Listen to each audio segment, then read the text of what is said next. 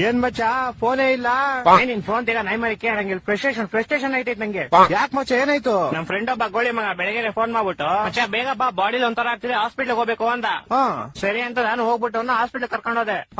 ಅಲ್ಲಿ ನೋಡ್ರೆ ಗೋಳಿ ಮಗ ಡಾಕ್ಟರ್ ಹತ್ರ ಹೋಗ್ಬಿಟ್ಟು ಸರ್ ನಂಗೆ ದಿನಕ್ಕೆ 3 ಸತಿ ಮಾತ್ರ ಹೊಟ್ಟೆ ಇರ್ತದೆ ಅಂತವನೆ. ಯಾವ ಎಲ್ಲ ಆಮೇಲೆ ಅದೀಗ ಡಾಕ್ಟ್ರು ಅದೆಲ್ಲರಿಗೂ ಆಗುತ್ತಪ್ಪ ಅದ್ ಬಿಟ್ಟು ಬೇರೆ ಏನಾದ್ರು ಪ್ರಾಬ್ಲಮ್ ಇದ್ರೆ ಹೇಳು ಅಂದ. ಅದಕ್ಕೆ ಗೋಳಿ ಮಗ ಸರ್ ನಂಗೆ ಬರೀ ನೈಟ್ ಮಾತ್ರ ನಿದ್ದೆ ಬರುತ್ತೆ ಅಂತವನೆ.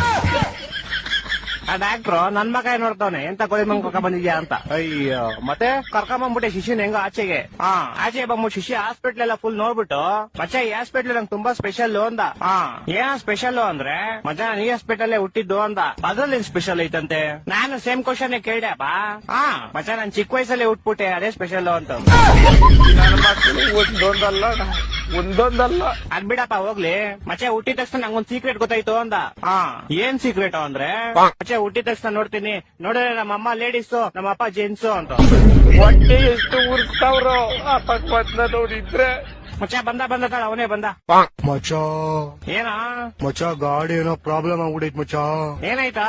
ಮಚ್ಚ ಗಾಡಿ ಓಡಿಸಿದ್ರೆ ಟೈರ್ ತಿರುಗ್ತೈತೆ ಮಚ್ಚ.